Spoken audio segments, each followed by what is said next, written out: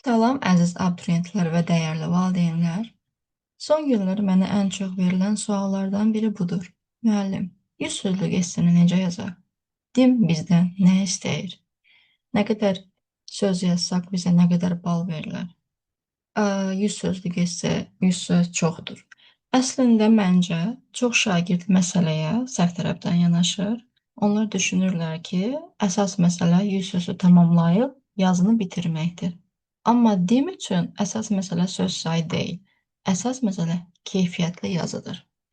Bu videonu çəkməkdə məqsədim sizdən bəzi nüanslara toxunmaqdır. Məsələn, dim hansı meyarlarla qiymətləndirir? 100 sözlük esse hansı struktura malik olmalıdır? Daha sonra söz bazasını və dünya görüşünü ən sürətli necə inkişaf etdirmək olar? Sürətli deyirəm, çünki artıq avqustdan, sentyabrdan etibarən 11-ci sinif şagirdlərinin hazırlıq etdiyini nəzərə alaraq, başqa fənlərin də olduğunu nəzərə alaraq, onların bədii ədəbiyyat kitab da oxumağa elə də çox vaxtları olmur. Yəni bizə sürətli bir inkişaf lazımdır. Başlayaq. Bir-bir mən izah eləyim. Dimin meyarlarına keçməmişdən əvvəl biz 100 opinion essay, yəni demin bizdən istədiyi esse quruluşu nədir? Onu təqdim eləyim sizə qısaca. Qısa deyirəm, çünki YouTube-da çox sayda bununla bağlı video var. Yəni sadəcə mən üzərindən qısa şəkildə keçmək istəyirəm ki, opinion essay hansı quruluşdadır? 4 quruluşu var bu essayin. Birinci hissəmizdə biz ilk cümlədə mövzuya münasibətimizi bildiririk. Yəni oxucu sənə mövqeyini elə başlanğıcdan başa düşməlidir. İkinci hissəmizdə artıq biz birinci cümlədə hansı fikri söyləmişiksə, hansı mövqeyi tutmuşuqsa, həmin mövqeyi dəstəkləyən ən azı iki əsas səbəb və niyə belə düşündüyünü izah etməli olduğun nümunə verməlisən. Mütləq şəkildə for example və ya for instance olmalıdır. Esemizin üçüncü hissəsi contrast idea. Yəni biz bu hissədə artıq daha sonra mövzunun əks tərəfini qısa şəkildə göstərməliyik. Məsələn, tutaq ki, esemizin adı belədir. Onlayn təhsil mi yaxşıdır, yoxsa ənənəvi? Tutaq ki, bizim fikrimiz budur ki, ənənəvi təhsil daha yaxşıdır. Biz ikinci etapda ənənəvi təhsilin niyə yaxşı olduğunu ən azı iki səbəb, bir nümunə ilə izah edirik. Sonra artıq üçüncü hissədə bəzi insanlar da fikirləşir ki, ənənəvi təhsil yox, onlayn təhsil daha yaxşıdır. Burada ənənəvi təhsilin mənfi cəhətlərindən danışırıq. Yəni, amma yenə də burada unutmuruq ki, biz qarşı tərəfin də fikrini sübut etdikdən sonra öz mövqeyimizdə qalırıq. Yəni, əsas mövqe yenə də bizim öz fikrimiz olmalıdır. Dördüncü hissədə conclusionda artıq fikrimizi qısa şəkildə yekunlaşdırırıq. Nəticə hissəsində yeni fikir yazmırıq. Sadəcə topic sentence-də qeyd etdiyimiz fikrin üzərindən bir daha keçirik. Amma burada diqqət etməli məqam odur ki, eyni sözlər yazmaq olmaz. Yəni, eyni fikirdə qala bilərsən, amma bunu parafraz etməlisən fikirlərini, müxtəlif sözlərdən, müxtəlif cümlə quruluşlarından istifadə edərək yenidən üzərindən keçirsən. Yəni, 4 quruluşumuz var və bu 4 quruluşa mütləq şəkildə əməl etmək lazımdır. İndi isə gələk, dim bizim essemizi hansı meyarlarla qiymətləndirir? Yəni ilk növbədə sizə onu deyim ki, deyim, esse xoşuma gəldi, gözəl yazıb prinsipi ilə qiymət vermir. Hər yazı müəyyən meyarlar əsasında yoxlanılır. Deməli, ekranda gördüyünüz üzərə 4 meyar var burada. Meyarlarımız hərflərlə qeyd olunubdur. A meyarı, B, C və D. Meyarlara keçməmişdən əvvəl biraz bal sistemindən danışım.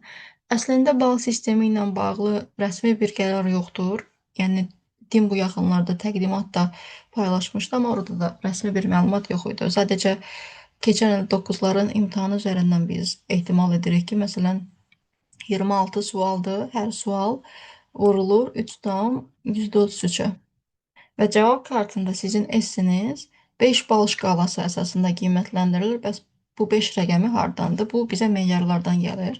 A meyarı bizə 1 tam bal verir, B meyarı 2 tam bal verir, C 1 bal verir, D 1. Və bu meyarları topladıqda 5 edir. Bizim də essəmiz bu meyarlara əsasən yoxlanır. Tutaq ki, sizin essenizə 3 yazılıbdır cavab kartında. Bu o deməkdir ki, sizin 3 meyarınız vurulur 3,33-ə. Yəni 9 plus bal eləyir hardasa. Yəni essenizin balı bu formada qiymətləndirilir. Tam bal şkalası 5-dir. Tam bal isə ehtimal edilir 16,67. 9-ların imtahanı üzərindən qiymətləndirilir bu formada. Hələlik bununla bağlı yenə qeyd edirəm, rəsmi bir məlumat yoxdur. Yəni ümumiyyətlə qeyd edeyim ki, ümumi balı artırmaq üçün sadəcə çox yazma kifayət etmir. Hər meyar ayrıca yerinə yetirilməlidir. İndi isə gəlin bir-bir meyarlara baxaq. Məsələn, bizim birinci meyarımız A meyarı. Burada nəyə baxmaq lazımdır? Yəni paraqraf, abzas şəkildə yazmaq lazımdır. Bu necə olur? Yəni sizin yazı işlərinizin arasında boşluq qoymaq olmaz. Bu formada baxın, tutaq ki, belə boşluq qoymaq olmaz. Siz yazmağa başlamamızdan əvvəl abzas yaradırsınız. Yəni biraz boşluq qoyursunuz. Tutaq ki, buradan yazırsınız və digər yazacağınız hissələr arasında burada heç bir boşluq olmamalıdır. Bir abzas daxilində olmalıdır. A meyarı üzrə tam bal istəyirsinizsə minimum 100 söz olmalıdır. Bununla bağlı belə bir şey deyim ki, əgər sizin essenizdə söz sayı 70-dən azdırsa, 70 sözdən azdırsa, sizə 0 verilir. Ümumiyyətlə digər meyarlara baxılmır belə. Yəni ilk şərt budur ki, sizin yazı işinizə bal verilməsini istəyirsinizsə 70 və 100 söz arası olmalıdır. Tam bal almaq üçün bayaq strukturda qeyd etdiyim, baxın, topic sentence olmalıdır, dəstəkləyici fikirləriniz olmalıdır və nəticə conclusion olmalıdır. Əgər sizin söz sayınız 70 və ya 100 söz arasıdırsa, sizdən 0,5 meyar kəsilir. Yəni 0,5 vurulur 3,33-ə, burada hardasa 1 nöqtə nə qədər bal eləyir. Bu formada olur. B meyarı ən çox bal verən meyardır. Tam bal 2 baldır. Burada nəyə diqqət etmək lazımdır? Baxın, burada yenə qeyd olunubdur. Ən azı 2 fikir təqdim olunmalıdır. Bu nə deməkdir? Yəni siz hansı mövqeyi tutursunuzsa, onu ən azı 2 səbəb, bir faktla sübut etməlisiniz. Artıq bir fikir, bir səbəb yazdıqda firstly yazırsınız, bir fikri varsa, orada bal artıq kəsilir. Mütləq şəkildə qeyd olunubdur meyarlarda, nümunələr. Yəni sizin essenizin for example və ya for instance-dan başlayan bir cümləsi olmalıdır. Təkcə 100 sözə çatdırmaq esseni kifayət deyil. Mütləq şəkildə sizin fikirləriniz arasında məntiqi rabit olmalıdır. Siz bir fikri tam bitirib digər tamamilə başqa bir şeydən danışan bir şey keçid edə bilməzsiniz. Fikirləriniz məntiqi rabitəli olmalıdır və bunları da birləşdirici vasitələrin köməyi ilə eləyirsiniz. Birləşdirici vasitələr, yəni in my opinion, firstly, secondly, bu tipli və ya bağlayıcılar and, so, but bu tipli bağlayıcılardan da istifadə edə bilərsiniz. Nəyə diqqət edirsiniz? Sizin essenizin 4 dedikçe strukturu var. İkinci etapda siz öz fikrinizi sübut edirsiniz. Üçüncü etapda qarşı tərəfin fikrini sübut edirsiniz. Yəni mütləq şəkildə həm lehinə müsbət, həm də mənfi əleyhinə tərəflər qeyd olunmalıdır. Sizin esseniz tamamilə müsbət cəhətlərdən ibarətdirsə, oradan təəssüf ki, bir meyar kəsilir. Tutaq ki, bayaq dediyim essadır. Onlayn təhsilmi yoxsa ənənəvi təhsilmi daha yaxşıdır? Sizin esseniz yalnız ənənəvi təhsilin faydalarından ibarətdirsə, burada artıq bir meyar kəsilir. Çünki siz orada qarşı tərəfin fikrini, yəni mənfi əleyhinə fikri yazmayıbsınız. Mütləq şəkildə qeyd etmək lazımdır. Yəni esse yazmamışdan əvvəl siz özünüz üçün bir dənə vahid şablon götürməlisiniz ki, o şablonda girişiniz, daha sonra 2 səbəb, bir faktı göstərən sözlər, qarşı tərəfin fikri və nəticə. O şablonu həmişə əzbərləyib bütün essələrinizdə tətbiq eləyə bilərsiniz. Nə zaman bir meyar kəsilir, yalnız bir tərəf təqdim olunduqda, yalnız bir səbəbdən istifadə olunduqda, keçid sözlərinizin sayı az olduqda bir meyar kəsilir. Qrammatik qaydalar, C meyarı oradan bəhs eləyir. Cümlələriniz sadə olmamalıdır. Yəni sizin essenizdəki cümlələr ancaq sadə cümlələrdən, yəni bir mübtədası, bir xəbər olan cümlələrdən ibarətdirsə, 0,5 meyar kəsilir. Mütləq şəkildə müxtəlif cümlə quruluşlarından, mürəkkəb cümlələrdən tabelik, tabesizlik, passive voice, yəni hər birindən istifadə etmək lazımdır. Qrammatik səhvlərinizin sayı 3-ü 4-ü keçdikdə artıq orada 0,5 meyar kəsilir. 3-ə qədər ə, səhv sayılmır, belə deyək və eyni dil qaydalarına aid olan səhvlər bir götürülür. Yəni bir dənə səhv olaraq. Tutaq ki, siz 2-3 yerdə artikla aid səhv eləyirsiniz. O 2-3 olaraq hesablanmır, 1 olaraq hesablanır. Yəni bir dil qaydasına hesablanır. D meyarı söz ehtiyatına verir. Burada nəyə diqqət edirsiniz? Mütləq şəkildə sinonimlər öyrənməlisiniz. Tutaq ki, siz ilk cümlənizdə important yazdınız. Artıq ikinci səfər important yazsanız, bu biraz sizin esenizə mənfi təsir göstərir. Çünki məsələn important sinonimi zəngin olan bir sözdür. Significant, necessary, vital, essential, yəni bunları yerində istifadə etmək olar. Hansı ki sözün sinonimi çoxdur, çalışın onları öyrənin. Və bəzi sözlər var ki, onlar esselərdə daha çox istifadə olunur. O sözlərlə tapsanız, o daha sizin yazınıza yaxşı effekt verər. Baxın, burada qeyd olunur. Leksik təkrarlara yol vermir. Artıq bir sözdən siz 2 dəfə, 3 dəfə söhbət burada daha çox sifətlərdən gedir. Çünki sifətlərdən, feillərdən onların sinonimləri daha çoxdur. Çalışın ən çox sifətlərin və feillərin sinonimlərini öyrənəsiniz.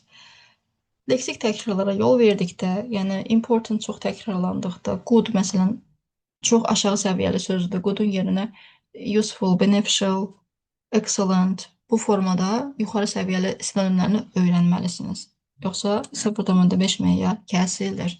Yəni meyarlar bunlardır. Çalışın esse yazmağa başlamamışdan əvvəl meyarları öyrənəsiniz, daha sonra ona uyğun esse yazasınız. Yəni ilk öncə qiymətləndirmə meyarlarını öyrənin, dim sizdən nə istəyir, sonra esse yazmağa başlayın. İkinci məsələmizə qayıdaq. Yəni 100 sözlük esse necə yazılır? Deməli, şagirdlərdə ən böyük problem, yəni onlar 100 sözü görüb qorxurlar. Onlar necə deyim, yazmağa başlayırlar, amma nə yazırlar? Planları nədir? Olmur. Plansız yazı olur və bunun nəticəsində qarışıq bir yazı alınır və ona bal düşmür. 100 söz tamamlansa da bal düşmür. Niyə? Çünki bayaq meyarlarda qeyd etdim ki, fikirlər arasında məntiqi rabitə olmalıdır. Deməli, biz essenin strukturları ilə tanış olduq. Əslində uşaqlar fikirləşir ki, yəni ən böyük yanlışları nələrdir? Mənim ingilis dilim zəifdir, mən esse yaza bilmirəm, 100 söz çoxdur. Əslində isə sizə belə bir şey deyim ki, esse ingilis dili yox, 3 bacarığın birləşməsidir. Yəni söhbət burada yalnız ingilis dili bacarıqlarımızdan, qrammatika bacarıqlarımızdan, tərcümə bacarıqlarımızdan getmir. Esse 3 əsas bacarığın birləşməsindən əmələ gəlir. Mən belə fikirləşirəm ki, birinci burada rol oynayır fikir. Yəni əgər bizim mövzu haqqında fikrimiz yoxdursa, biz orada heç bir esse yaza bilmərik. Tutaq ki, should students use mobile phones at school? Yəni şagirdlər məktəblərdə telefonlardan istifadə etməlidirlərmi? Sizin buna Azərbaycan dilində verəcək bir cavabınız yoxdursa, yəni niyə, hansı üstünlükləri var, hansı mənfi tərəfləri var, siz Azərbaycan dilində belə bu suallara cavab verə bilmirsinizsə, o zaman ingilis dilində də esse yazmaq mümkün deyil. Əsas əvvəl fikir yaranmalıdır. Fikriniz var, ikinci etapda artıq burada rol oynayır söz bazası. Fikrim var, amma onu ifadə etməyə söz lazımdır. Artıq burada vocabulary, söz ehtiyatınız, sinonimləriniz rol oynayır. Üçüncü etapda isə tərcümə. Ən vacib hissə budur. Çünki siz Azərbaycan dilində fikriniz var, Azərbaycan dilində esseni yazıbsınız. İndi isə qalıb bunu ingilis dilinə düzgün tərcümə etmək. Yəni birbaşa ingilis dilində yazmaq ilk etaplarda mümkün olmur. Ona görə mən çalışıram şagirdlərə ilk öncə tərcümə metodlu esseni öyrədim. Yəni çoxlu Azərbaycan dilində yazsınlar, fikirləri formalaşsın. Azərbaycan dilindən ingilis dilinə asan necə tərcümə olar, onu öyrədim. Artıq 2-3 ay keçdikdən sonra birbaşa ingilis dilində yazmağa başlaya bilirlər. Yəni yenə qeyd edirəm. Esse üçün əsas lazımdır fikir. Mütləq şəkildə fikir, söz bazası, tərcümə. Yəni unutmayın, yaxşı esse yazan şagird çox söz bilən deyil. Düşüncəsini düzgün təşkil edib, onu düzgün ingilis dilinə çevirə bilən şagirddir. Çünki baxırsan, uşağın qrammatika bazası çox yaxşıdır, testləri səhvsiz eləyir, qrammatikadan hardan sual verirsən cavab verir, amma esseye gəldikdə bu artıq yaxşı olmur. Qarışdırır cümlələri, bilmir hardan başlasın, fikirlərini necə ifadə eləsin. Yəni burada artıq onun dünya görüşü rol oynayır. Çünki insanın fikri yoxdursa, yazmağa da sözü olmur. Bəziləri deyir ki, çox kitab oxuyun şagirdlərəm. Bəli, bu yaxşı bir yol ola bilərdi, amma sizin çox vaxtınız olardı. Amma hazırda abituriyentlərin ən azı 6-7 fəndən hazırlığa getdiyini nəzərə alsaq və digər fənlərin də ingilis dili kimi çətin olduğunu nəzərə alsaq, bu artıq mümkün olmur. Çünki abituriyentin su içməyə belə bəzən vaxtı olmur. Yəni burada şagirdləri artıq qınamaq olmur. Əlbəttə kitab oxumaq vacibdir, amma qəbul imtahanına hazırlaşan şagird üçün daha praktik yol da var. Nəzərə alsaq ki, buraxılış imtahanları mart ayının əvvəlləri olur. Mən öz şagirdlərimə belə tövsiyə edirəm. Həftədə cəmi 3 ədəd keyfiyyətli 100 sözlük esse oxuyun. Bəli, hazır Azərbaycan dilində oxuyursunuz həftədə 3 dəfə. Tutaq ki, 2, 4, 6 və ya 1, 3, 5 günlərə bir dənə qəşəng meyarlara uyğun Azərbaycan dilində esse oxuyursunuz və bunu yaxınınızda danışırsınız. Hər gün hər birini danışırsınız. Artıq bazar günü oturursunuz ağ kağıza, həmin esse mövzularını yazırsınız, adını sadəcə və yadınızda Azərbaycan dilində nə qədər qalırsa, onu yazın. Sonra onu başlayın ingilis dilinə çevirin. Hər həftə bunu təkrar etdikdə artıq sizdə praktik olaraq dünya görüşü formalaşır və nəzərə alsaq ki, DİM esse mövzularını elə belə seçmir. Yəni bu yaxınlarda DİM biz xarici dil müəllimləri üçün 2027-ci ildə tətbiq olunacaq imtahan modeli PDF-i, yəni təqdimatı hazırladı.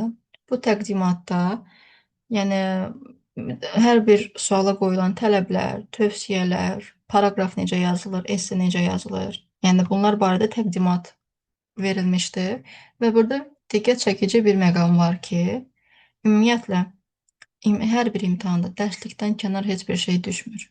Bu esselərdə də belədir. Məsələn, keçən il deyirəm, yəni 2025-in 11-ci il imtahanlarında esse mövzuları yenə dərsliklərdən düşmüşdü. Mən bunu WhatsApp statusunda olsun, Instagram storylərində olsun dəfələrlə bildirmişəm. Məsələn, birinci zonankı 9-cu sinifdən, ikinci zonankı 11-ci sinifdən düşmüşdü.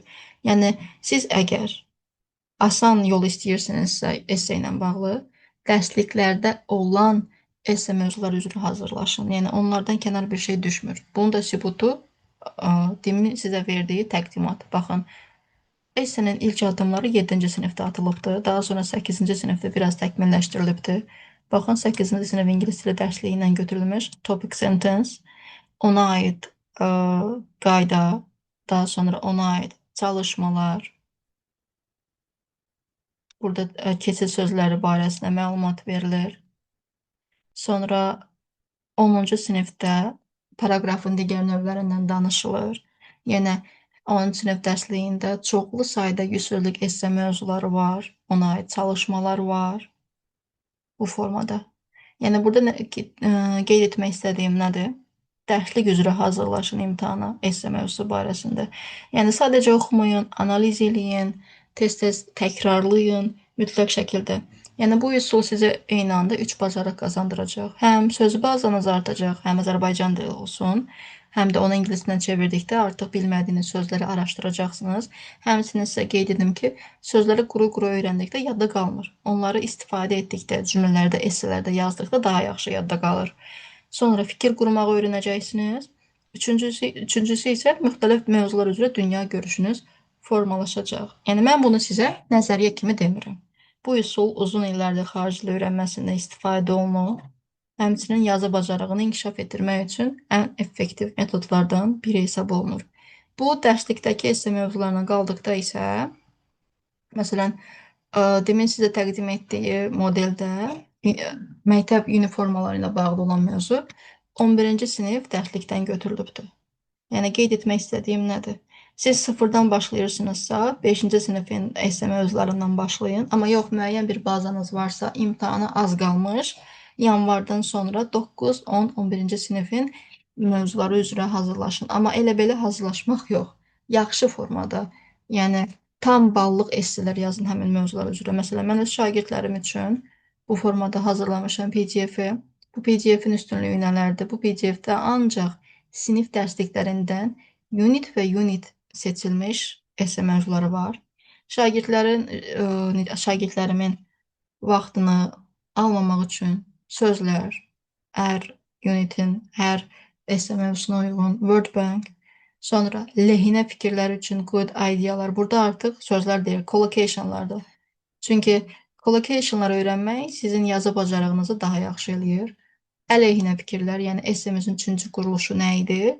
Contrast idea, qarşı tərəfin fikrini əks etdirmək üçün collocationlar. Sonra bu sözlərin daha yaxşı yadda qalması üçün onu cümlələrdə istifadə etmək lazımdır. 20 dənə cümlə tərcümə tapşırıqları var bu PDF-də. Yəni bunları praktika etdikdə həm söz yaxşı yadınızda qalır, həm də bu cümlələr yadınızda qaldıqda artıq essenizdə istifadə eləyə bilərsiniz. Və axırda həmin unitdə hansı yüzsüzlük esse mövzusu varsa, öyrəndiyiniz, baxın, buradakı sözlərdən, collocationlardan və bu cümlələrdən istifadə eləyərək yadınızda qalandan bu şablon üzrə esseni yaza bilərsiniz. Qeyd edeyim ki, 9-cu, 10-cu, 11-ci siniflərdə esse sayı daha çoxdur. Yəni indidən başlasanız daha yaxşı olar. Çünki hər unit üzrə azı 5 dənə esse mövzusu var. Yəni bunların hamısını bir-bir mükəmməl səviyyədə istifadə etmək lazımdır. Yəni belədir. Əgər bugündən siz artıq qiymətləndirmə meyarlarını öyrənsəniz, siz strukturuna əməl etsəniz və həftədə cəmi 3 nümunə esse analiz etsəniz, bir neçə ay sonra yazılarınızın necə dəyişdiyini özünüz görəcəksiniz. Yəni yadda saxlayın, yaxşı esse çox yazan insanın deyil, düzgün yazan insanın essesidir. Sıfırdan esse yazanlarla necə məşğul olmaq lazımdır? Onu qeyd edeyim ki, onlarla birdən-birə esse yazdırmaq olmaz. Dərəcə heç 30-35 sözlük də yazdırmaq olmaz. Onlar ilk öncə ingilis dilində cümlə quruluşu necədir? Sıfırdan, heç olmasa bir ay, yaxşı bazası olanlar və ya yaxşı götürümü olanlar üçün 2 həftə cümlə quruluşu üzərində məşğul olmaq lazımdır. Mən öz şagirdlərimlə, yəni ilk öncə ondan başlayıram. Bazalı oldu, bazasız oldu. İlk öncə cümlə quruluşu necə olur? Onları bu şəkilli PDF vasitəsilə asan formada öyrədirəm. Yəni çətinə qaçmaq lazım deyil. Cümlə quruluşu necə olur? Bu şəkilli sxemlərlə öyrətdikdən sonra praktika eləyirik. Çoxlu sayda Azərbaycan dilindən ingilis dilinə çoxlu sayda cümlələr tərcümə etdirirəm. Məsələn, bu formada cümlə tərcümə tapşırıqları olur. Yəni müəllimlər üçün bu tövsiyələrim ola bilər ki, şagirdlərlə bu formada məşğul ola bilərsiniz. To-be-ni keçdikdən sonra to-be cümlələrini tərcümə etdirə bilərsiniz. Daha sonra present simple, past simple, future simple, hər bir zamana uyğun cümlələr tərcümə etdirə bilərsiniz. Artıq cümlələr, bütün cümlələri sadə, mürəkkəb bildikdən sonra yüzsüzlük esse hazırlıq məqsədi ilə siz müxtəlif mövzular üzrə Azərbaycan dilində bu formada aşağı səviyyəli, deyək, az cümlələrdən ibarət kiçik-kiçik esselər tərcümə etdirə bilərsiniz. Burada həm dünya görüşləri də arta bilər, həmçinin də vaxt qısalığı səbəbindən, yəni hazırlıqda listening, reading, qrammatika, esseye eyni anda vaxt ayırmaq istəyirsinizsə, bu formada dərsdə bu az cümlələri esselərdən istifadə edə bilərsiniz. Mən çox effektini gördüm. 2025-2024-ün imtahanlarında hər bir mövzuya uyğundur. Yəni mən şagirdlərlə bu formada məşğul oluram. Həmçinin də bu videoya şagirdlər baxırsa, siz özünüz üçün də bu formada müəlliminizdən esselər tələb edə bilərsiniz və ya müəllimlər də əminəm ki, özləri məşğul olurlar. Siz sadəcə cümlə quruluşunu mükəmməl səviyyədə öyrənin və söz bazanızı artırın. Bir də bəzi uşaqlar, şagirdlər mənə Instagramdan sual ünvanlayırlar ki, yəni yazımızı asan şəkildə yüz-yüzə necə çatdıra bilərik? Bunun hiylələrini, triklərini bizimlə paylaşın. Burada təəssüflə qeyd etmək istəyirəm ki, həmin hiylələr ancaq öz şagirdlərimə aiddir və bu yaxınlarda mənim iyul esse qrupum var idi. 2 dənə esse qrupu idi, onları da izah etdim. Elə ilk dərsdən sonra şagirdlərim asanlıqla, yəni söz saylarını 70-dən 100-ə qaldıra bildirlər. Yəni bu çox asan oldu həmin triklər sayəsində. Burada mən bu PDF-də cümlə uzatma formulundan danışmışam. Sirlərimiz nələrdir, nələrdən istifadə edə bilərlər. Yəni təəssüf ki, həmin trikləri bu videoda qeyd edə bilmərəm. Uşaqlar, bunu indidən deyim. Yəni bəzi, necə deyim, vacib nüanslar var ki, bəzi xırda detallar var ki, onları öyrənmək üçün ancaq dərslərimə qatılmalısınız. Buradan da bildirmək istəyirəm ki, artıq avqust qruplarına qeydiyyat çoxdan başlayıbdır. Artıq az sayda hər bir qrup üçün 2-3 yer qalıbdır. Qeydiyyatdan keçə bilərsiniz. Qeydiyyatdan keçib mənimlə yüksək nəticəyə doğru sistemlə, disiplinlə hazırlaşa bilərsiniz.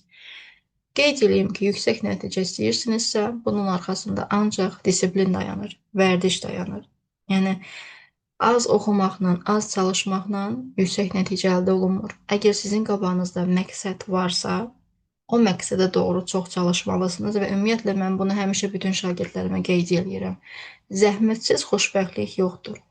Yəni sizin universitet xəyallarınız var, peşə xəyallarınız var, sənət xəyallarınız var və hamısının gerçəkləşməsi üçün siz ancaq çox çalışmalısınız. Yəni ancaq bu sayədə. Çünki imtahanlar olduqca çətinləşdirilibdir. Öz fənnimə əsasən deyim ki, ingilis dilinin səviyyəsi çətinləşdirilibdir. Qrammatika düzdür, asan düşür. Amma uşaqlar hazırlaşmağa gec başlayır.